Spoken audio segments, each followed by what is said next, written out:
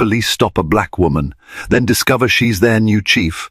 Welcome, viewers, to our channel, where we share gripping tales that challenge perceptions and reveal the power of fate. Today's story takes place in a modest American town, where a routine traffic stop sparks a chain of events beyond imagining.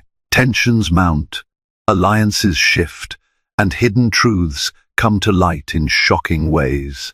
Brimming with dramatic twists, this narrative mingles suspense, justice, and redemption to keep you on the edge of your seat. Prepare for a ride full of unforeseen consequences.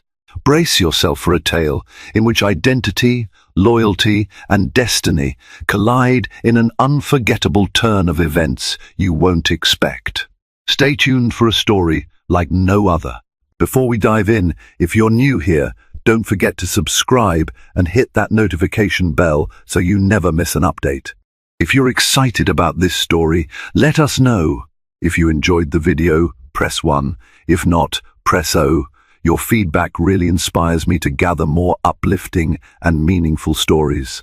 The early morning sun bathed the town of Bridgevale in a warm, golden glow. Known for its quiet streets and small businesses, Bridgevale rarely found itself at the center of any grand scandal or uproar. It had a single movie theater, a historic building named the Majestic, alongside a cluster of mom and pop shops, a diner called Geraldine's, and, in the heart of downtown, a single police station. The station was modest, housing a team of officers who prided themselves on keeping the peace in a place that rarely stirred from its comfortable slumber. On this particular morning, Officer Craig Patterson was just finishing his third cup of coffee from Starbucks before his shift's official start. Craig was in his early 30s, fresh-faced despite having served in the Bridgevale Police Department for a decade. He often drove a Ford Explorer cruiser, keeping his eyes peeled for any sign of trouble, though trouble rarely knocked in Bridgevale. Occasionally, teens caught spray painting the walls of deserted buildings or a lost dog wandering near the highway would be the extent of his excitement. But little did Craig know, this day would mark the beginning of a chain of events so startling that it would turn the entire town upside down.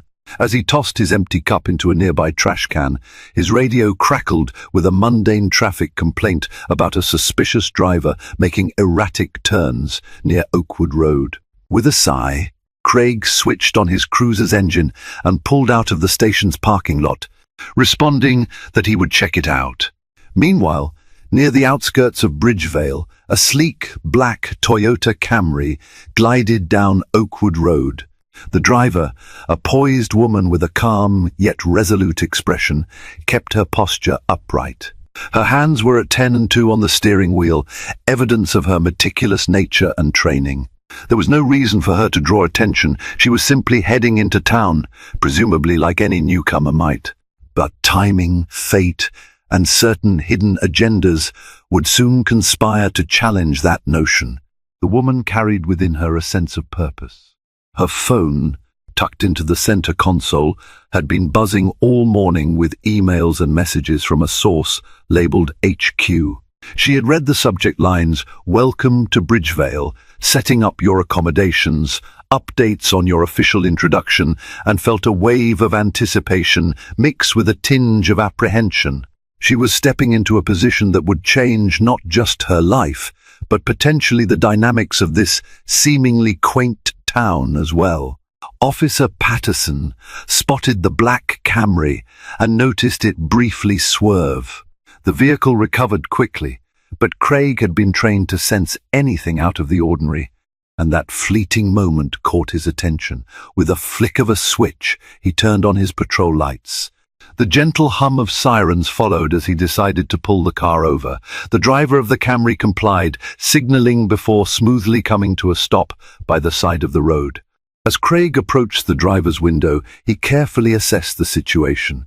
Taking off his sunglasses, he saw the woman behind the wheel, gazing at him calmly.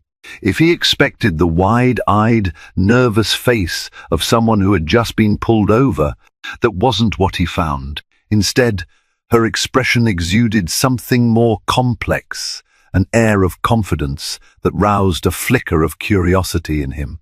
"Morning, ma'am," Craig said politely. "I'm Officer Patterson with the Bridgevale Police Department. Do you know why I stopped you?" The woman glanced at him, then let a small smile tug at the corner of her lips. "No, officer," she responded. "I'm not entirely sure. At first glance, the Camry's driver seemed like any other traveler passing through. Yet, there was something distinctly poised in her demeanor. She wore a simple blouse and pressed slacks, her hair pulled back neatly. The golden sun streaming through the window highlighted the determined set of her jaw and the sparkle in her eyes. Her name, which was not yet known to Craig, would soon ring through the corridors of the police station, and the entire department would be left reeling in the wake of the revelations to come. Craig eyed the inside of the vehicle. No contraband was visible, nothing suspicious. Just a couple of files in the passenger seat, a black satchel on the floor, and a coffee thermos in the cup holder. Still, the call about erratic driving was enough reason to investigate. Bridgevale might have been a sleepy town, but the local PD prided itself on thoroughness. "I received a call about a driver swerving on the road. May I see your license and registration?" Craig asked. He tried to keep his tone friendly, yet authoritative. She handed over the documents without hesitation. "I apologize if it looked like I was swerving," she replied. "I was checking my GPS. I'm new in town." Her gaze lingered on Craig with a quiet sense of amusement, as though she knew something he did not. Then she added softly, "I'm really looking forward to meeting everyone." Patterson noted her name on the license, but it held no special meaning to him yet. He gave a courteous nod. "Where are you headed?" "Downtown, near the station," she said, her eyes lighting up for the briefest moment. "I have an appointment." Craig thought about pressing for details but decided against it. If she were in a rush for a business meeting, that would explain her searching for directions on her phone. He handed back her documents. "Please drive more carefully. Distracted driving can lead to accidents, especially when you don't know the roads." He paused, letting a moment of tension build. "Have a safe day, ma'am." She nodded politely, and with a gentle wave, she merged back onto the road. Craig returned to his cruiser, unaware that he had just spoken to the new figure poised to change his career and the entire department. Just a few miles away, the Bridgevale Police Department bustled with activity. A handful of officers were preparing for the arrival of their brand-new police chief, though most had only heard rumors. No one knew the new chief's name, aside from a few top officials in the mayor's office. The hush of secrecy shrouded the new hire, fueling speculation in the break room. Some whispered that the new chief was a veteran from Chicago PD. Others insisted it was someone transferred from the FBI. Still, nobody had any concrete details, and so the stage was set. A routine traffic stop, a professional woman heading into town, and a police force on the verge of being led by someone whose identity would shake their core beliefs. As the Camry disappeared from his view, Officer Craig Patterson had no inkling that the next time he saw this woman, the balance of power between them would drastically shift. He would soon come face to face with the gravity of his first impression, and the consequences would unfold in a startling manner that neither he nor the rest of Bridgevale would soon forget. Officer Craig Patterson returned to the station feeling unsettled, although he couldn't quite explain why. Something about that woman, her composure, her subtle smile, lingered in his mind.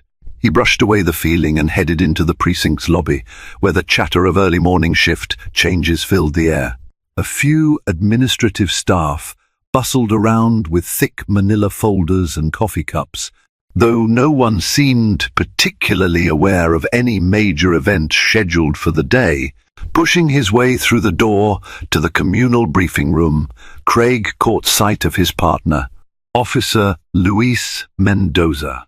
Luis, a gregarious man in his late 20s, was hunched over a report, scribbling notes. Though still relatively new to the force, Luis had a sharp instinct that belied his years. He looked up, catching Craig's uneasy demeanor. "You look like you've seen a ghost," Louise teased. "What happened?" "Another speeding soccer mum read you the riot act." Craig shrugged, dropping onto a creaking chair. "Nothing like that. Just a routine stop." "But the driver? I don't know. She was different. Oddly calm," Louise grinned. "You're reading too much into it, man. This is Bridgevale, remember? Besides, the real excitement's supposed to start soon. Word on the street is the new chief arrives today. I hear they've got a real special background, someone from a major city department." Craig muttered. "I suppose we'll find out soon enough."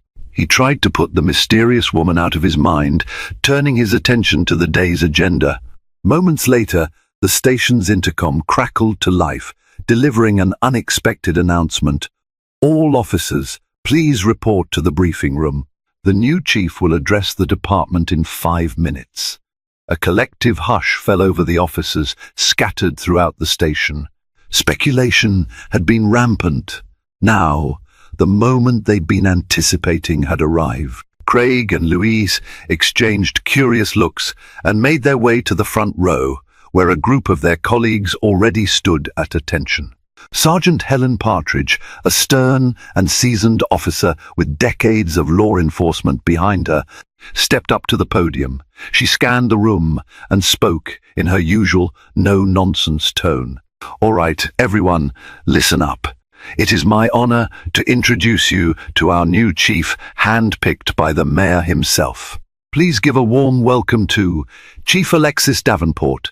A murmur of surprise rippled through the room. That name carried no immediate recognition. Some had expected a familiar figure from the department or a well-known public figure from a bigger city. The door behind Sergeant Partridge swung open and a figure strode inside. Craig's eyes widened in disbelief. It was the same woman he had pulled over just hours ago.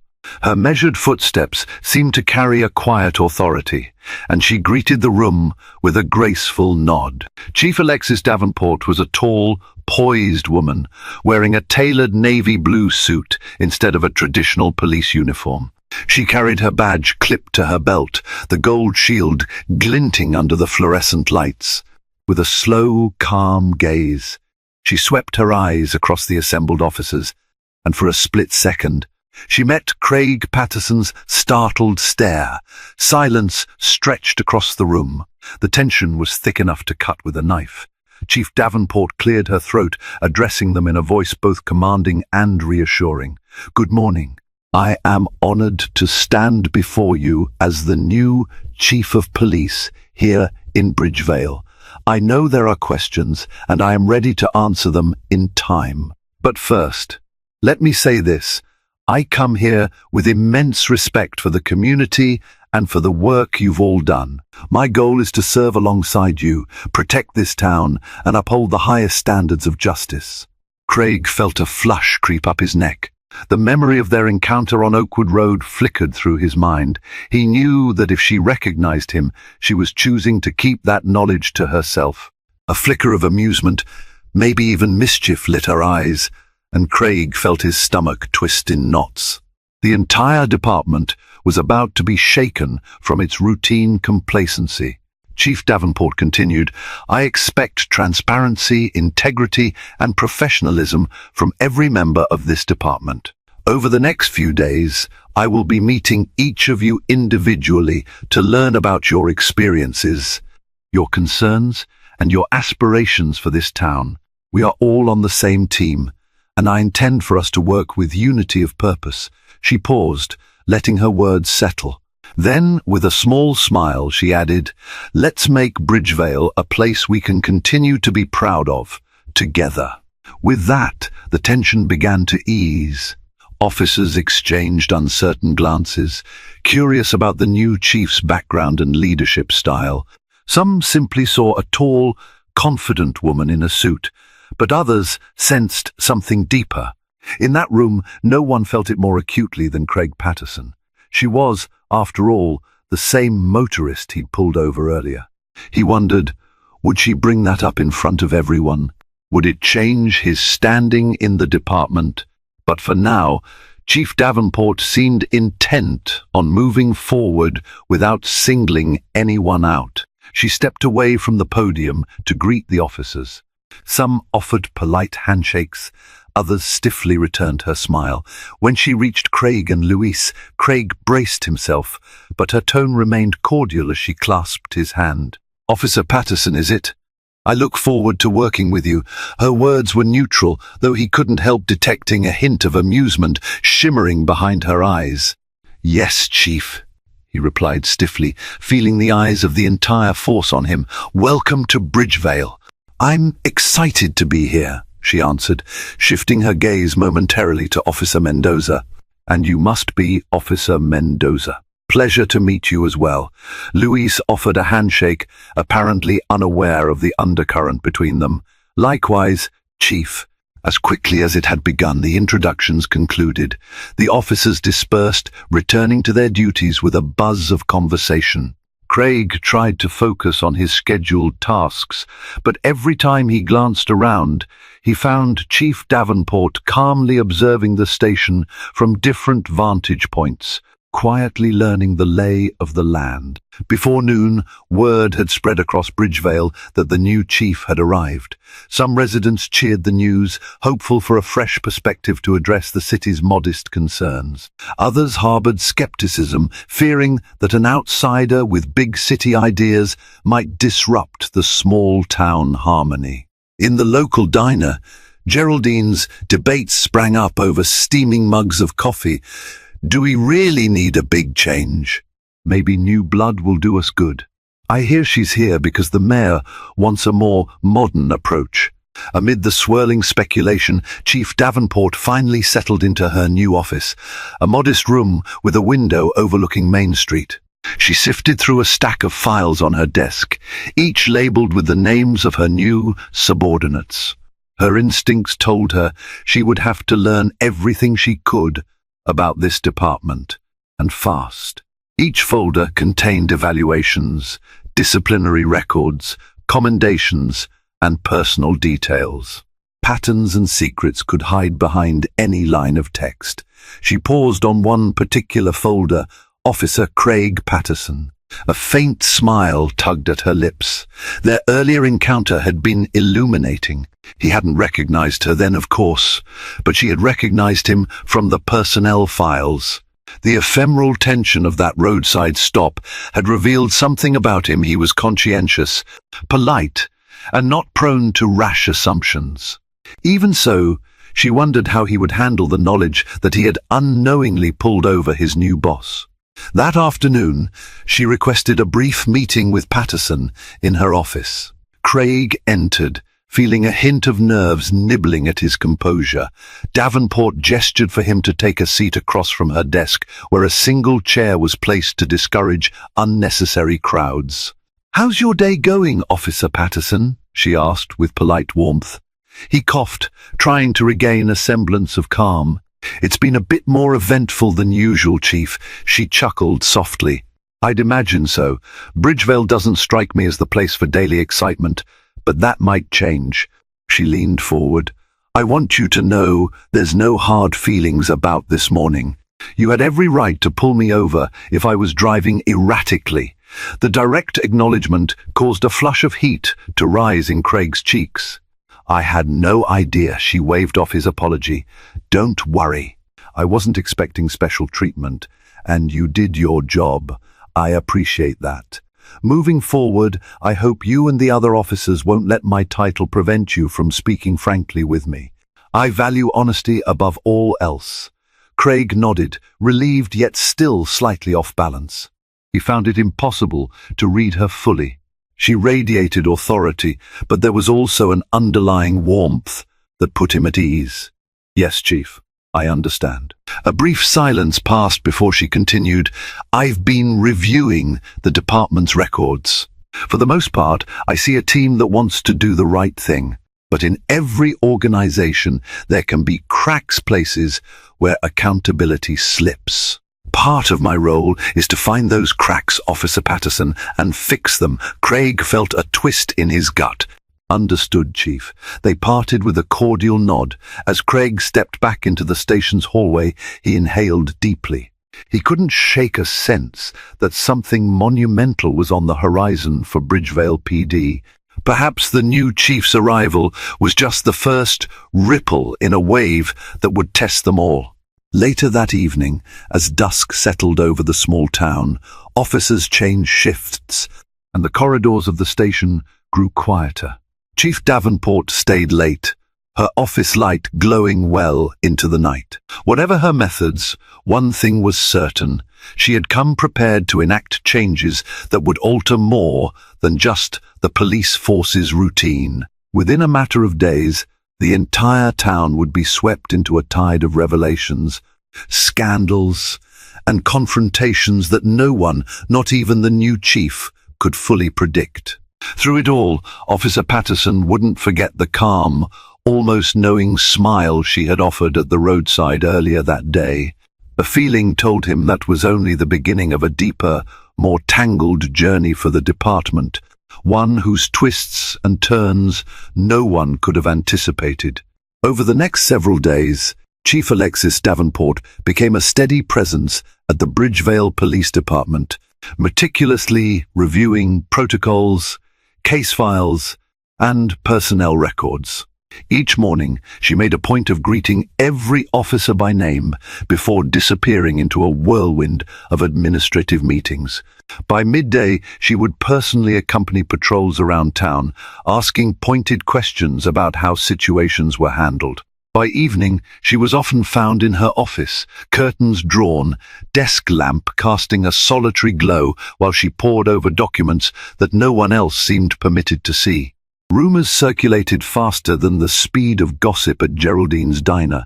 Word got out that the mayor himself had instructed Davenport to perform a top-to-bottom audit of the entire department. Officers who had grown complacent began to tremble, wondering if she would uncover any of their past oversights or questionable conduct. Veteran members who prided themselves on doing things the Bridgevale way bristled at the notion of an outsider swooping in to fix what they didn't see as broken. Officer Craig Patterson found himself torn. On one hand, he respected the thoroughness of his new chief. She was professional, courteous, and sharply intelligent, a refreshing contrast to some of the lackluster leadership he had experienced in the past. On the other hand, her presence unsettled him. He sensed that beneath her calm demeanor, she was searching for some hidden piece of a much larger puzzle. One cloudy afternoon, Davenport announced a departmental briefing. She wanted everyone present, no excuses. The communal briefing room buzzed with uncertainty as officers and staff packed the chairs, and those who arrived late stood against the walls. Sergeant Partridge exchanged worried looks with some of the more seasoned officers, unsure what revelation the chief intended to share. Davenport entered with precise confidence. Stepping up to the podium, she adjusted the microphone, scanning the room. "Thank you all for assembling on short notice. I have some updates to share regarding new protocols for the department. This is part of an initiative to align Bridgevale PD with best practices observed in other jurisdictions." Her gaze flickered across the faces watching her. "Let's get started." She began by listing a series of new procedures regarding body cameras, use of force reporting, and detailed documentation on every traffic stop. There were murmurs, some supportive, others skeptical, but Davenport pressed on. "These changes are not an indictment of anyone's work. They are about transparency, accountability, and ensuring that Bridgevale remains a place where law enforcement earns the community's trust." At the back of the room, Officer Jeremy Wilcox exchanged a scowl with two other officers, Mason and Rourke. Wilcox, known for his abrasive attitude, had always detested added layers of protocol. Patterson noticed the trio's dark expressions and felt a knot form in his stomach. Change was rarely smooth, and for some, Davenport's policies felt like a threat. As the chief wrapped up her presentation, a cautious hush hung in the air. She thanked everyone for their time and asked them to meet with her individually if they had questions or concerns. Then she stepped away from the podium with Sergeant Partridge following close behind. In the aftermath, the briefing room erupted in low chatter. Craig turned to Louise. "These changes, they're big, but maybe they're good. We've never been forced to document everything so meticulously before." Louise shrugged. "I don't see an issue with it if we're doing our jobs correctly. But some folks here prefer the old way." Just then, Wilcox pushed his way past them, his shoulder brushing against Louise in a near collision. Wilcox muttered something under his breath, something that sounded suspiciously like a slur. Louise's jaw tightened, but before he could respond, the gruff officer stomped off. Craig quickly pulled Louise aside to defuse the moment. Tensions, it seemed, were mounting. Later that week, Davenport's drive for reform met its first real test. Late on a Friday night, a frantic 911 call came in about a possible domestic disturbance on the outskirts of town. Dispatch sent Wilcox and Mason to respond. By the time they arrived, the confrontation had spilled onto the front lawn of a dilapidated house. Neighbors peered out from windows, some filming the scene on their smartphones. The responding officers found a shouting match between a tall, muscular man and a woman clutching a crying child.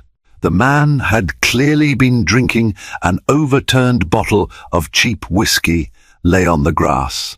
Wilcox, brimming with aggression, stepped forward, barking orders. Mason hung back, fiddling with his radio. A neighbor's phone camera caught the moment when Wilcox grabbed the man by his arm without issuing any clear warnings. Chaos erupted. The man resisted, startled by Wilcox's sudden force.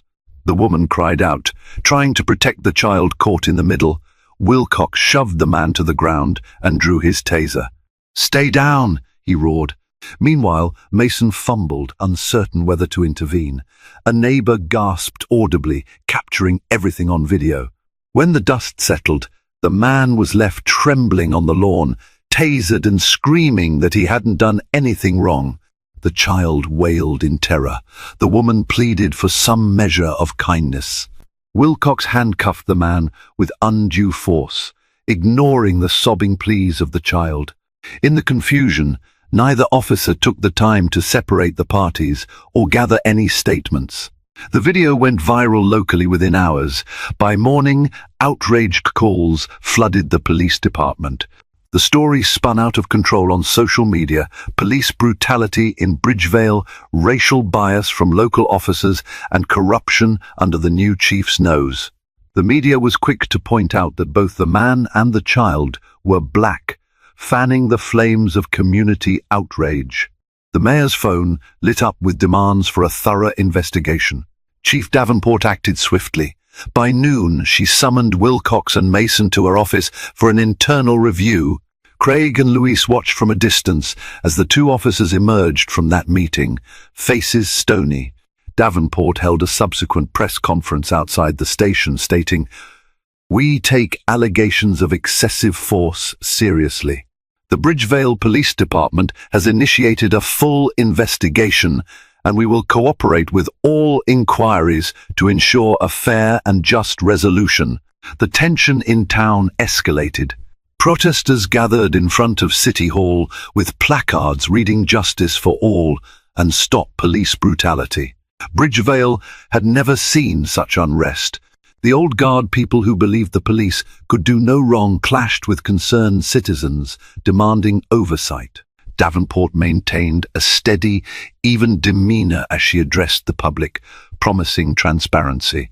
Behind the scenes, the new chief launched a rigorous internal affairs investigation. Videos were collected from multiple angles. Statements were taken from the woman, the neighbors, and even the child, who was old enough to describe what happened in heartbreaking detail.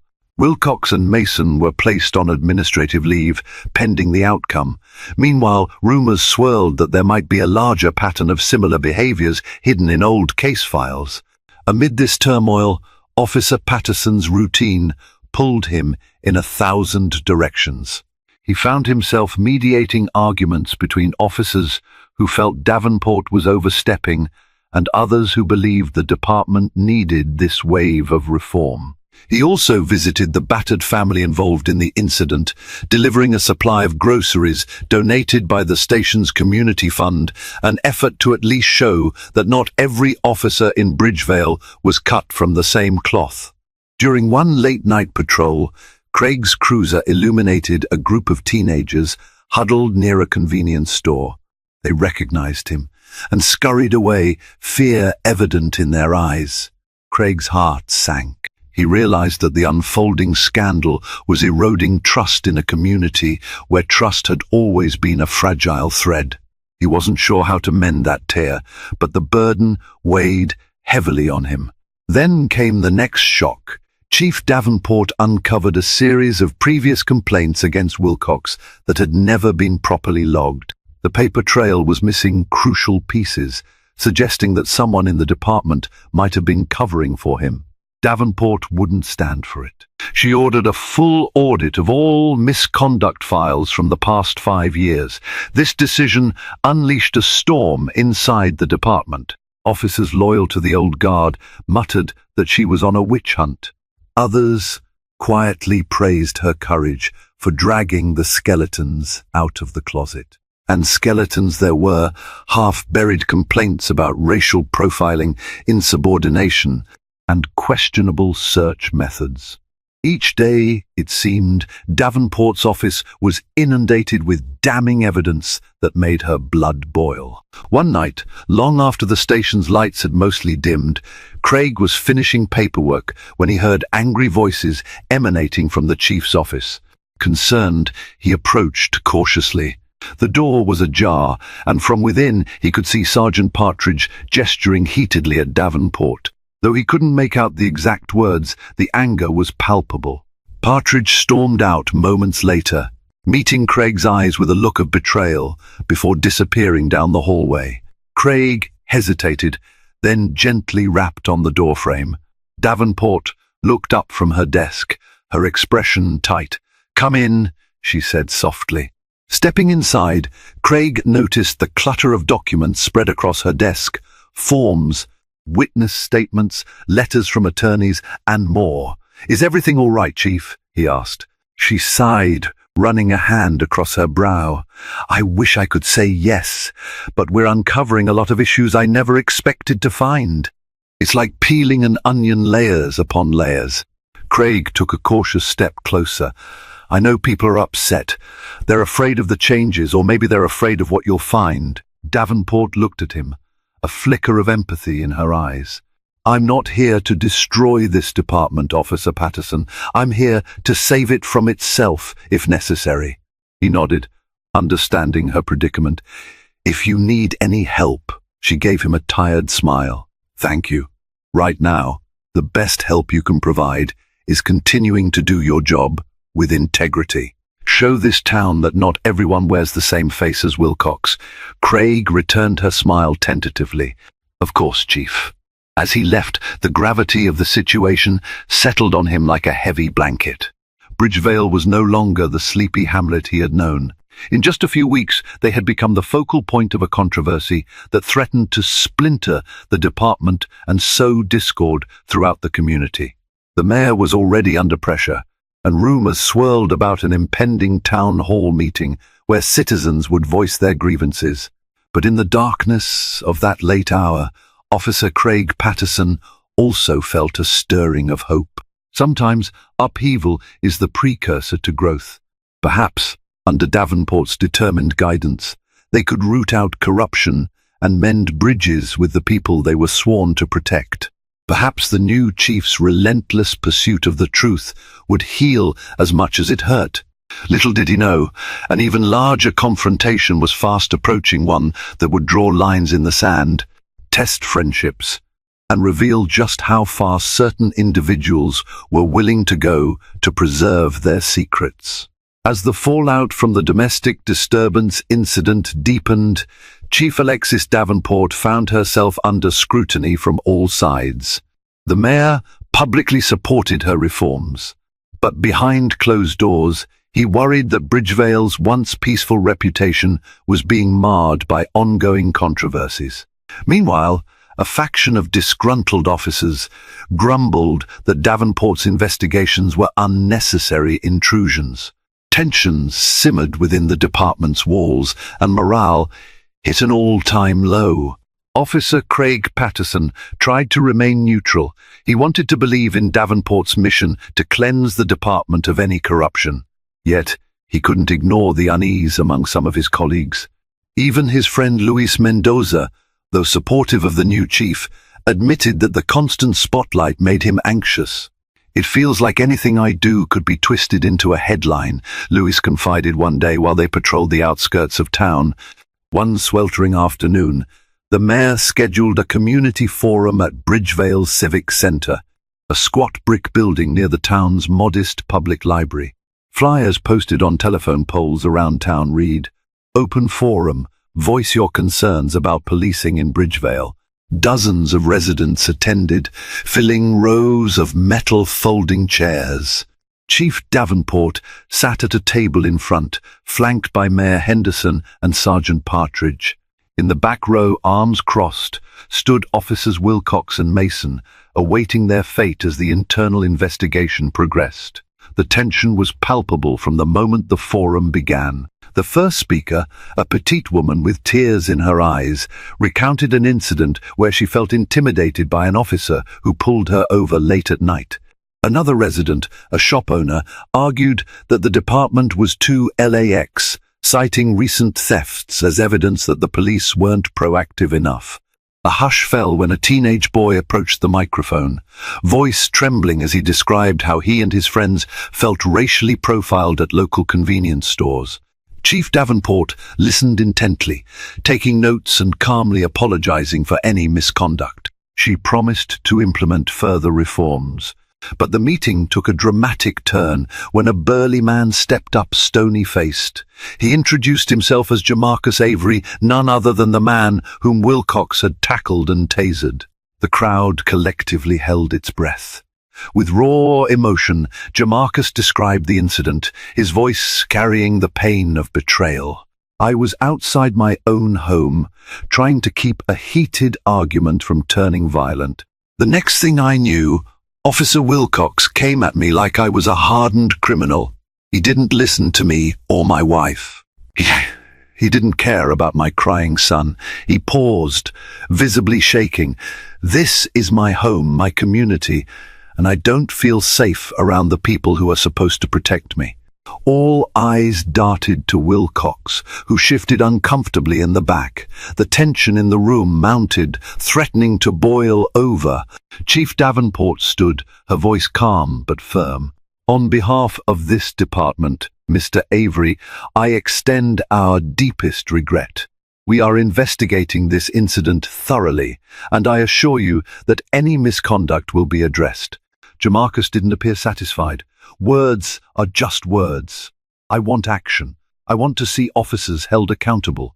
In that moment, something seemed to snap inside Wilcox. He stepped forward, ignoring the mayor's attempts to maintain order. "This is a public smear campaign," he shouted, pointing at Jamarcus. "You resisted arrest. You threatened me. I was just doing my job." A collective gasp rippled through the room, and officers reached out to restrain Wilcox. Mayor Henderson quickly adjourned the forum, but the damage was done. The community witnessed the unfiltered hostility coursing through the department. News outlets ate it up, plastering headlines like "Officer Explodes" at public forum across their websites. In the days that followed, Bridgevale was gripped by disquiet. Petitions for Wilcox's termination circulated online. Protesters gathered outside the station's doors, chanting for change.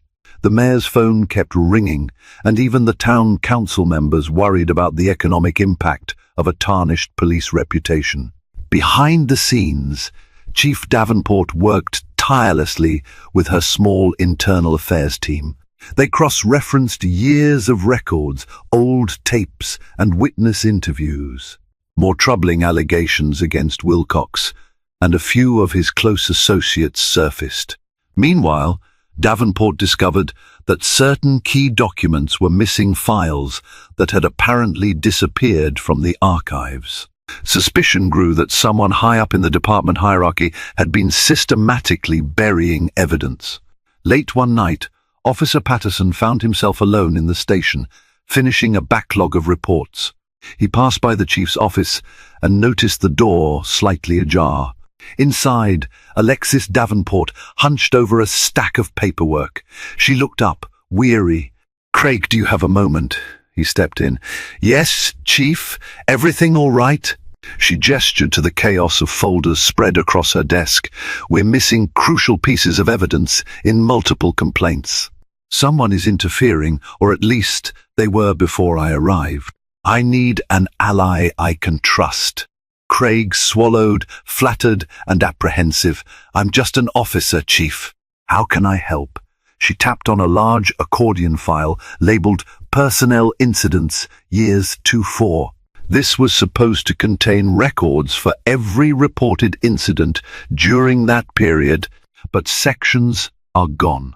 I need someone with institutional knowledge, someone who's worked here a while but hasn't been tainted by certain influences. Craig nodded slowly. He had been in the department for a decade, mostly flying under the radar. He knew where old boxes were stashed and which dusty filing cabinets were seldom opened. "I can check the archives in the basement. Some older files might still be there." Davenport's eyes lit up with cautious hope. "Thank you. Just be careful. We don't know who might have a vested interest in keeping these files hidden." That night, while the fluorescent lights flickered overhead, Craig ventured into the station's basement. The dusty storage room smelled of mothballs and disuse. Metal shelves lined the walls, stacked with cardboard boxes. Some were labeled neatly, while others bore cryptic scrawls like "09 MISC" or "Discipline 2012. A single dim bulb swung overhead, casting long shadows.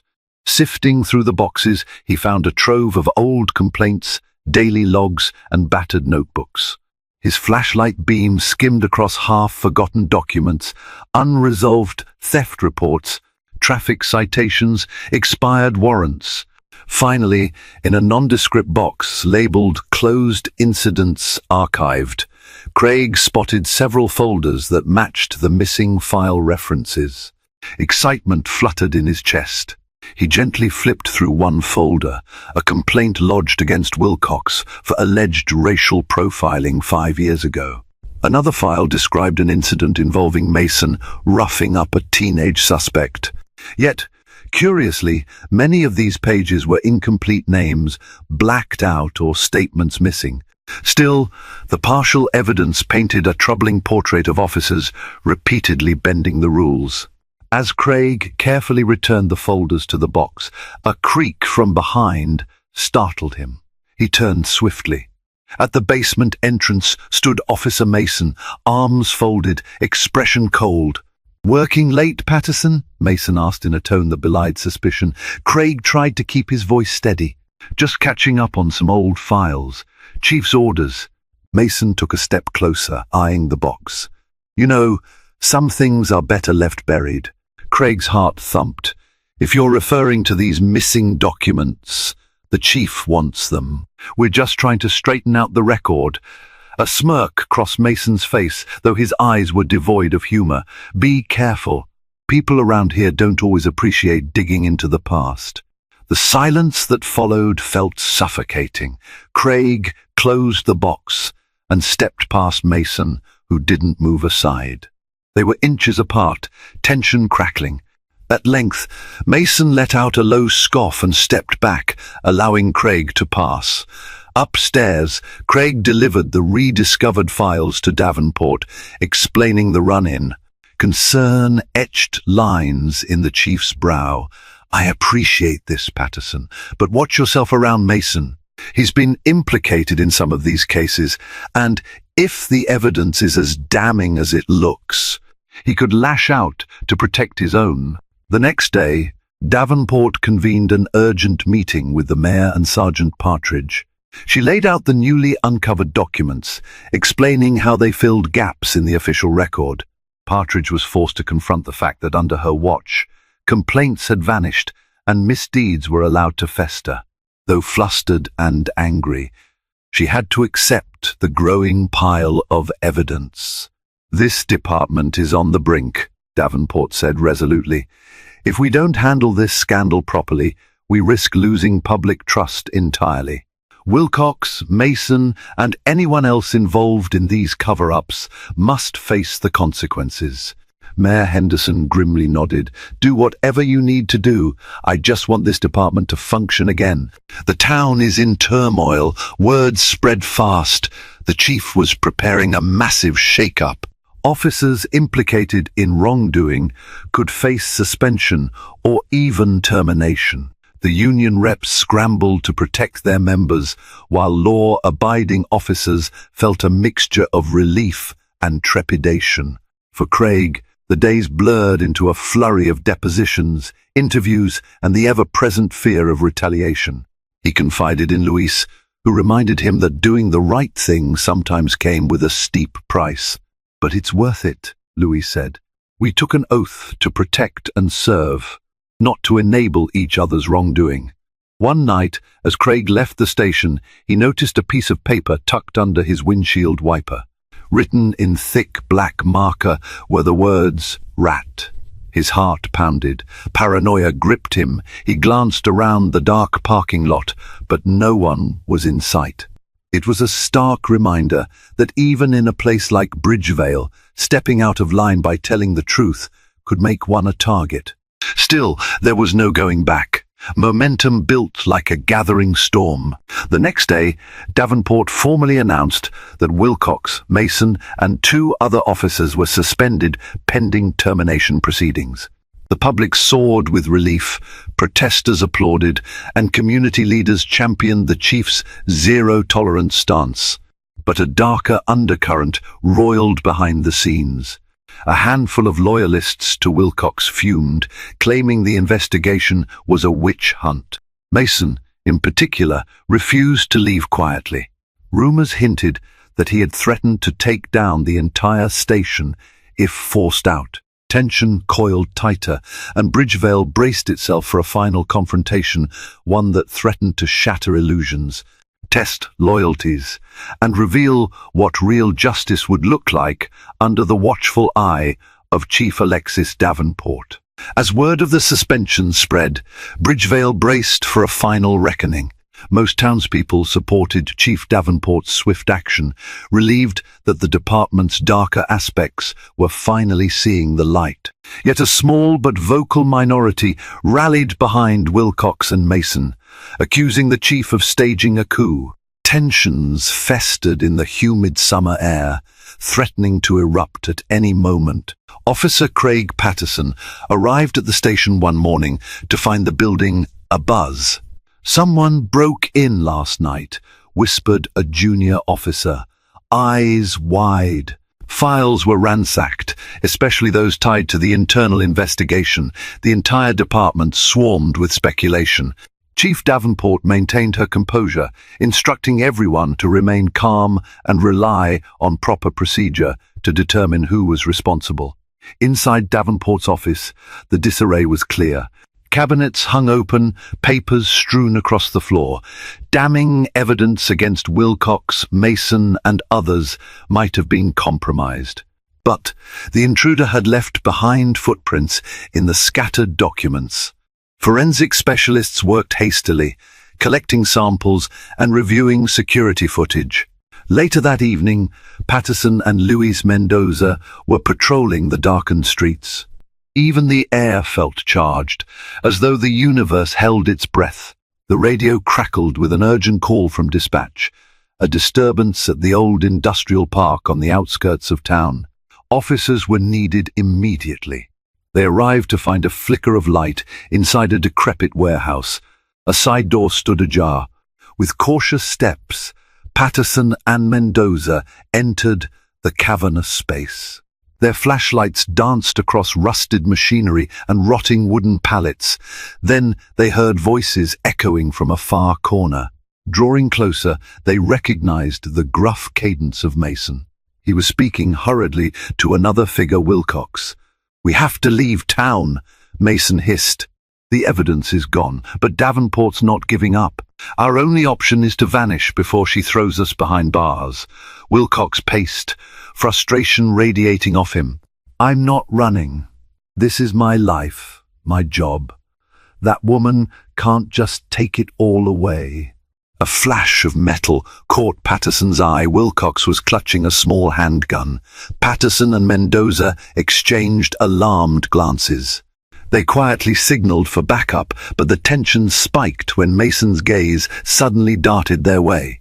"We're not alone," he snarled, raising his own weapon. "Police, drop your weapons!" Patterson called, heart hammering. The beams of his flashlight revealed Wilcox's twisted features, fury etched into every line.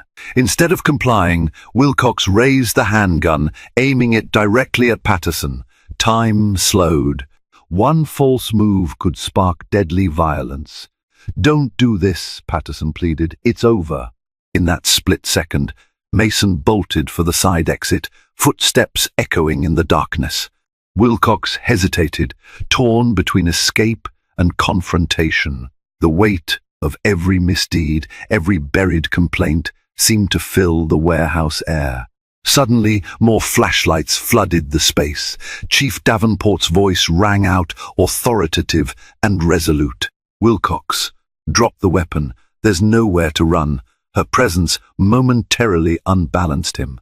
Confusion wavered in his eyes, but the anger remained. "You ruined everything!" Wilcox roared, stepping back. He looked prepared to fire, but in that instant a single shot echoed through the warehouse, fired by an unseen figure behind him. Wilcox collapsed to the ground, gun clattering away. Mason stood at the side exit, his own weapon smoking. With trembling hands, he looked at what he had done. In a final moment of desperation, Mason had shot his partner rather than be dragged down by him. Wilcox writhed, cursing, blood spreading across the concrete floor. Officers stormed in, guns drawn. Mason offered no resistance as cuffs clamped around his wrists. Later, the paramedics arrived. Wilcox was taken to the local hospital under police guard, alive but grievously wounded. Mason was booked for attempted murder, along with facing a litany of other charges connected to tampering with evidence. Overnight, the final pieces of the puzzle fell into place. It turned out Mason had orchestrated the break-in at the station, intending to destroy the incriminating files.